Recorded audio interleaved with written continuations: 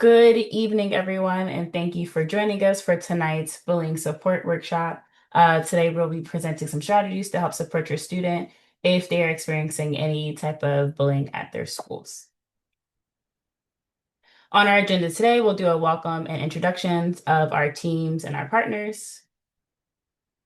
We will go through the bullying definition, signs of bullying, how to report those situations, and go through some safety plans and close out with questions.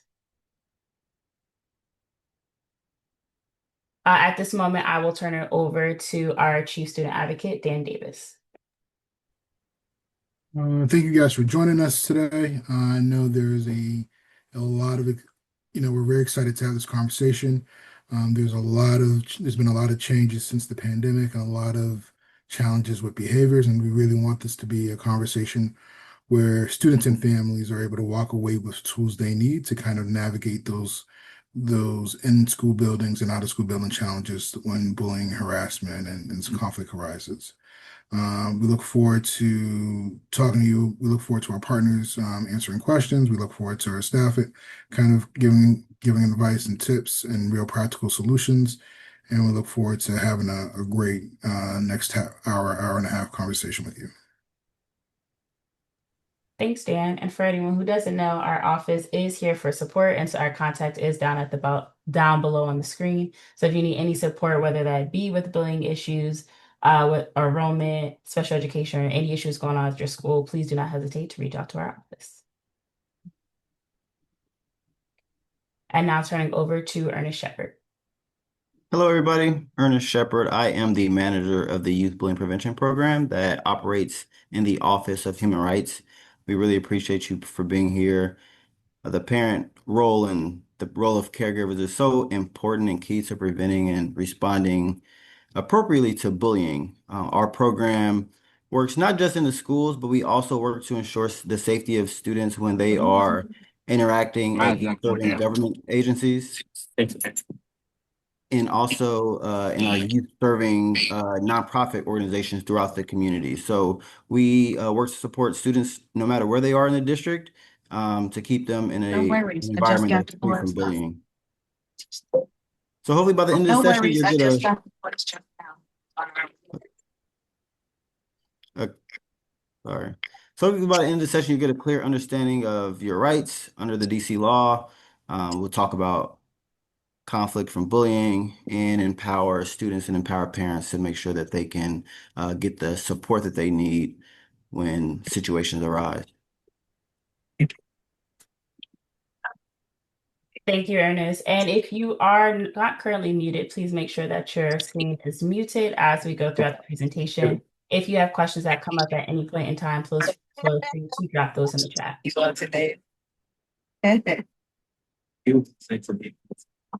That pizza is good.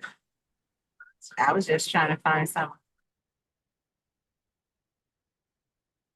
And now we will pass over to our partner, Robert Henderson.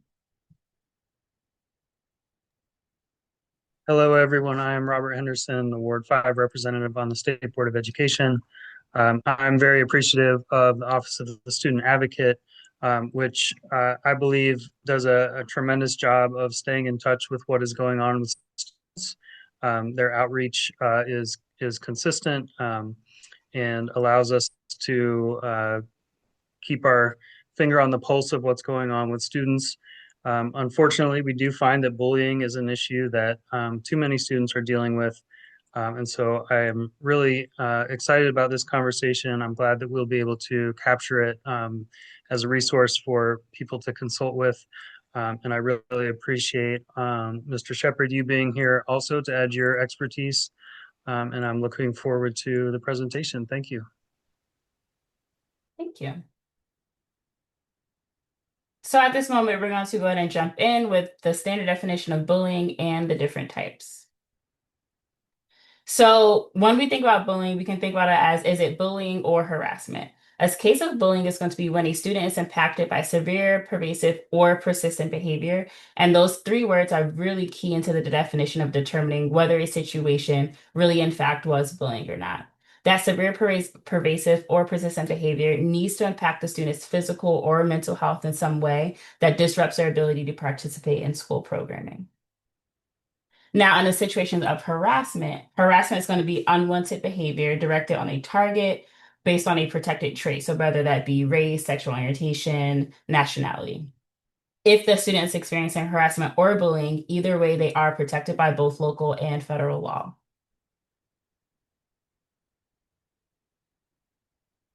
Thank you, Natalie. Um, so I'm just going to briefly go over the types of bullying. The first, in which we are most commonly familiar with, is physical bullying, which is the act of using one's own body to exert power over peers, i.e., kicking, punching, and hitting. The next will be verbal, which is using verbal language like teasing or name calling to gain power over your peers or over their peers. Social, which is excluding, lying, or spreading rumors to hurt someone's social reputation, which can also happen in person and virtually. And the last, which is on the continuous climb, is cyberbullying. So that is the use of social media such as TikTok, Snapchat, Instagram, and Facebook, text, and even email and other forms of media to humiliate, stalk, intimidate, or spread rumors about your student or a person in general.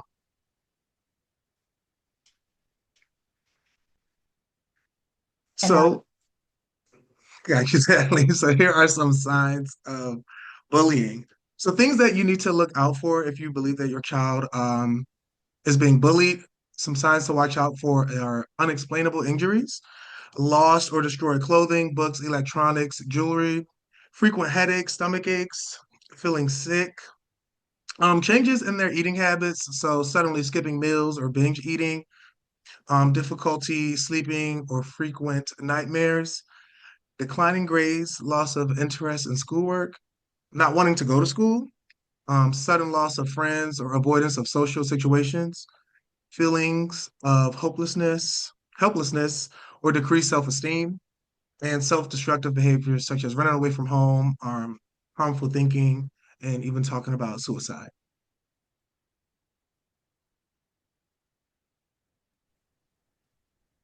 Yeah, so if you suspect any of those behaviors, or if you notice any of those behaviors, and your student comes to you and wants to report, we have identified kind of like a four-step process. So the first is to talk to your student. Second, report bullying to the school.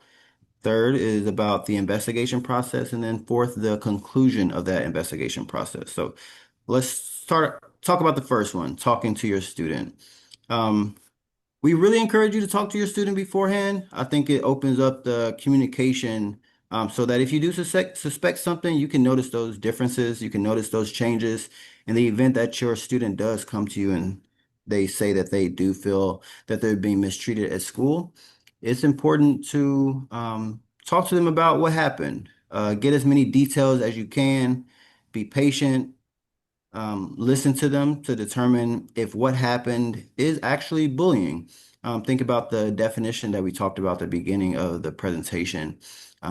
Is it bullying? Is it harassment? Or maybe is it just conflict, so that it can determine how you move forward.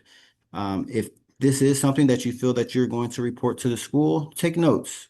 Figure out what happened, who was involved, what's the timeline of events, include dates, times, how was the student impacted. And also, if it's a cyberbullying situation, or something that's happening in their text messages or online, take screenshots and provide that for the school. If you determine that this is something that you must talk to the school about, we encourage you to report. Every school has a bullying point of contact that you can report to, or if you feel comfortable talking to any other staff member, they are mandated to report incidents of bullying. So contact the school, but remember, do not contact the other children involved or their family members. Oftentimes, that just creates more conflict. Talk to the school, and tell them what you know. Give them your notes, give them those screenshots, whatever you have, and so that they can move on to the next step, which is to investigate. Schools are mandated to start an investigation after you report, and the investigation is usually handled by the bullying point of contact. It could be an assistant principal or a principal, but that individual will interview any parties involved, such as any alleged victims. It could be staff, parents, the alleged students exhibiting bullying behaviors, any witnesses. And if that incident has happened outside of the school and you don't know if it's bullying or not, but if it's happening outside of school, still, we want you to report it because even if the school doesn't have jurisdiction to investigate, the schools are pretty responsive in making sure that the students get what they need, whether that be mental health services or whatever the case may be. So they're pretty responsive either way. So after a situation is reported, there are certain circumstances where a student doesn't want anyone else to know, so that they can be anonymous. However, schools can't take disciplinary action on another student based solely on an anonymous report. But that school can still provide the student with support if they want to remain anonymous. In order to ensure privacy, it's important to know that parents cannot get the information about other students that's protected under law. And while under individual charter schools, they do have different policies on how they handle disciplinary actions for bullying incidents. So a lot of that will be in your student handbook or on the school's website. So please consult that if you need further information. Um, so the youth bullying prevention program, we make sure to talk to schools. We train schools a lot. We do a lot of training for schools. And one of the things that we talk about is disciplinary actions should not be purely punitive. They should be intentional and they should be do these following things, which is they should be designed to appropriately correct the bullying behavior, to prevent another occurrence of bullying or retaliation, to protect the target of bullying, and they must also consider whether this is a repeat offense, the developmental age of the person bullying, if there's any history or problem behavior.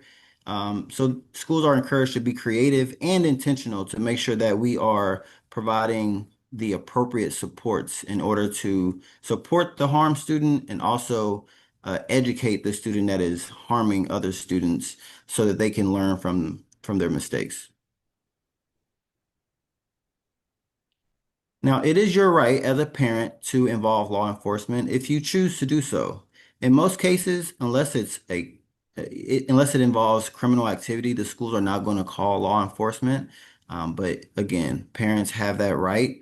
And parents and principals are the designee, the bullying point of contact may consult legal counsel or law enforcement to make those decisions. So the investigation happens, you get the outcome, and you are unsatisfied with the results of that investigation. If that's the case, you do have a right to appeal. So if you are unsatisfied with the results of the investigation for both DCPS and public charter schools, that process will be in their bullying prevention policy. And so you can take a look at that if you feel that the investigation didn't go the way you wanted to, you feel that they didn't consider additional information, or if you're just unsatisfied with the support that your student received as a result, you can file an appeal.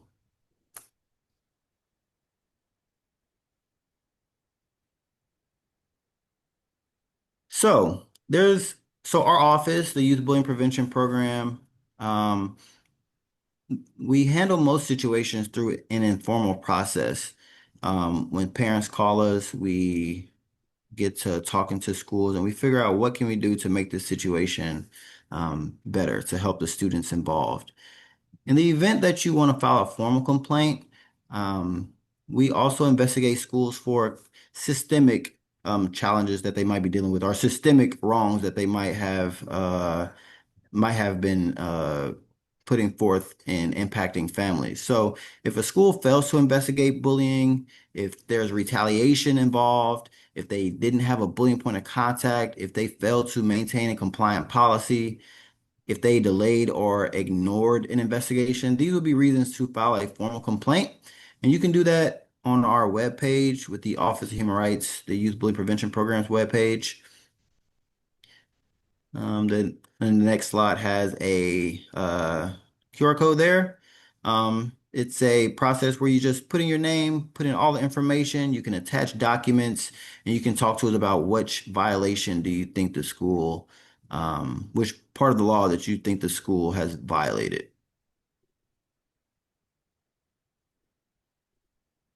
And now we'll talk about safety plans.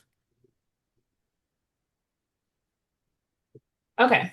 So a safety plan can be an individualized plan that's going to be for your student after you feel their safety is at risk from a bullying situation. These plans could be created based on what's going to increase their level of safety because ultimately it is about restoring the level of safety for that student that has been harmed, that's been the victim in the situation.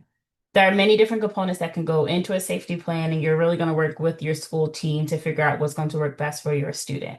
Some components of those safety plan can include check-ins with a trusted adult at designated times, for maybe around the times that, incidents happened in the past. It can be a change in seating arrangements in class so they're not near the student that initiated the issue. It can be a buddy system where they're partnering up with a student who helps them through transitions. It can be a trusted adult that maybe they're not having frequent time check-ins, but if there is a trigger or something happens, they at that moment can then go to that adult and they have the permission of other staff to go and do that. So it can be done simply. Or sometimes that looks like an adjusted schedule change. And so maybe the student is either dismissed earlier to avoid that situation of conflict, depending on the availability. All of these components that can go into a safety plan, while they do have some flexibility, it does really depend on working closely with the school team to make sure that I actually can work within the restraints of the school, of staff, of the school staff, and within the schedule.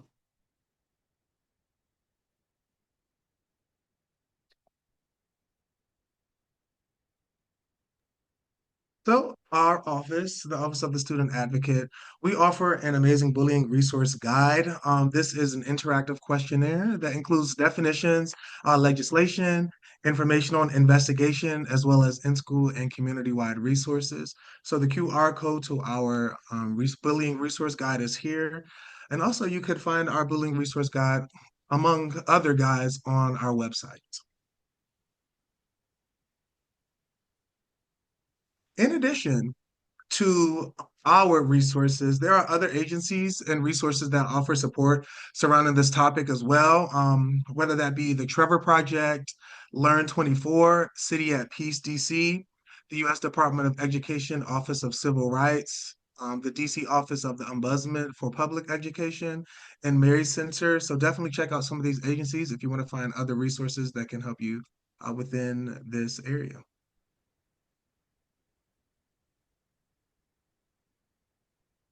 And something to remember about resources, oftentimes after a student has been a victim of bullying, it's not necessarily about talking about the issue over and over again, but it's learning what do we do after this point? How do we move forward? So in addition to those resources, there's also some reading material here that you and your student can go to based on their current age and help them just kind of process the situation and learn how do I move forward from this point now. When we're thinking about how do we support that bully student and how do we move forward, we can think about how are we managing it in the moment? So that's keeping documentation that we talked about before, those screenshots, those dates of events, any notes. It's finding who's that trusted adult at school or within the community. If it's possible to have both, that's always going to support because we want to make sure that wherever our student is, they're able to find someone that they can relate to, that they can turn to in those situations when those thoughts and those feelings are bubbling up. We got to make sure that we're practicing with that student how to be assertive, but still have safe responses through role play and really build up their confidence and their resilience in those situations if it were to ever happen again. Build up their supportive peer groups and their friendships. And so while it's important to have those trusted adults, sometimes we can see with our students that it's even more important to have those really strong peer friendships. Please connect with your school counselor or any other outside mental health supports, and just really reassure your student that bullying is never their fault. That we know that sometimes the student who's doing the bullying is also going through something themselves, and so while it's a learning process for everyone, we want to make sure that that victim knows this was not their fault.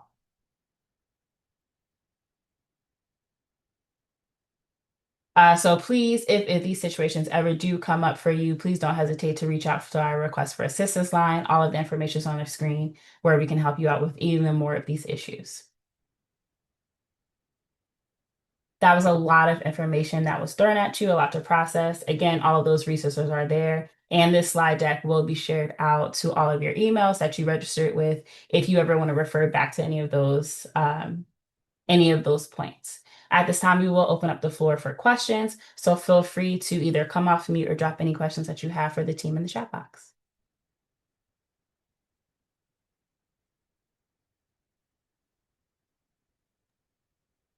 I have a question about where parents and families can find the information about who to contact at the school. Is that generally going to be found in the school's handbook? Is there also a place online where those contacts are listed for each school, or how would they find who the appropriate contact is? Yeah, so for charter schools, they are supposed to have the name of the bullying point of contact in their school policy.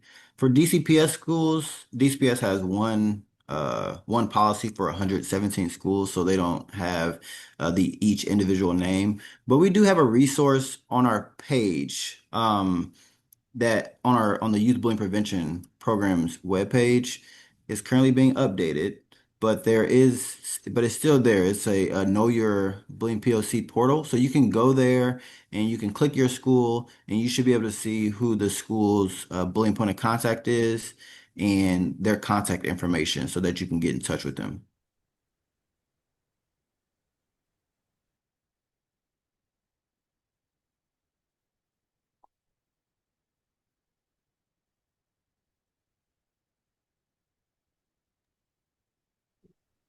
All right. Any other questions from the team or members of our audience?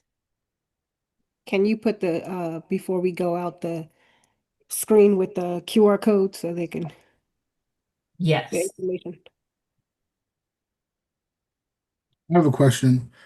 So, what will you tell families or parents, or what's the advice to give families or parents that have kind of gone through the process of trying to get help and reaching out and talking to the principal, but they're still feeling that for whatever reasons, there's still these same challenges? What's the next steps for those families? Yeah, if parents are unsatisfied with the support and the help that they're receiving from their school, Um, I would definitely encourage them to call us at the Office of Human Rights with the Youth Bullying Prevention Program. Again, we oftentimes will meet with parents that feel unsatisfied with the support that they're giving, and we will contact the school on their behalf and try to figure out where is the disconnect, or if the school in fact violated the law, not investigating or not re providing adequate support or whatever the case may be. So we will look at it from a situation of, do they need to just investigate and figure out what's happening, or if they investigate it and the behavior is still happening, what are some changes that we can make? So we often go to meetings with the families and the schools, and we will figure out where is the disconnect. Should there be a schedule change? Should there be the safety plan? Is it not working? Should we adjust it? Should we think about extra monitoring during recess, or all sorts of things? So we try to be um, in those conversations so that we can provide the support and figure out what exactly will work, and keep in touch with those families so that we can ensure that even months from now, that the school is being diligent with what they said that they were going to do, and they're holding up their end of the stick, so that the families can feel safe and protected. I guess a quick follow-up to that would be, I know we have some students on, and I was wondering, is there a way for students to kind of initiate investigations, or for a pair of a student that, or for a pair of a student that may have been harmed from bullying, to kind of request or initiate this process? Yeah, students can for sure initiate an investigation. If a student has a concern that they're being mistreated, or if they see a friend being bullied, if they report that to the school by law is required to investigate, and they should be taking the student's concerns just as seriously as they would if they were being received from a parent. Mm. And I guess my last question, I don't want to hog everyone's time, but what should families kind of expect at the end of an investigation, or how should families, what is like how does how does it conclude? Like, what does that endpoint look like? Yeah. Let me go again. I don't want to hog if anybody wants to answer, but I'll go. So the investigation happens. What's supposed to happen is a school is supposed to give the family an outcome letter. So they should be drafting an outcome saying, this is what was alleged, this is what we found out during the investigation, and this is how we're going to respond to it. And so it'll have if the allegation is substantiated or not substantiated. So if it's bullying or not bullying. But most important in that outcome letter should be what is the school going to do? So even in situations where bullying is not found, students are still upset. Somebody still feels aggrieved. And so the school should still figure out a way to help the families move forward. So there should be information in the letter or in the school's communication with the parent about if they're going to change schedules, if they're going to implement a safety plan, if they're going to uh, create a separation plan, or if they are going to um, do daily check-ins, if they're going to request mental health support, all different things. Those should be in the final outcome, and yeah, then that would be on the parents and the schools to keep following up to make sure that those deliverables are delivered for the student in the upcoming months. Thank you. Thank you. And thank you everyone for your participation today. If additional questions do come up at any point in time, please feel free to reach out either to our office or to the Youth Bullying Prevention Program to get those answered. Please check out our resources. Before we close out this evening, if you did register as a student and you are looking for your community service hours, please keep an eye on your email for that information. Again, today's session will also go out as well. And I would also like to open up the floor to Robert Henderson to close us out with any last words. I just want to thank you all for the work that you do to support our students. We know that students face a range of challenges, and for them to have a trusted partners to turn to in times of need is incredibly valuable. Um, and I just appreciate the work that you are doing. And thank you for this presentation. Thank you. Everyone, please enjoy the rest of your night. And again, keep an eye on your email for those recordings. Thank you.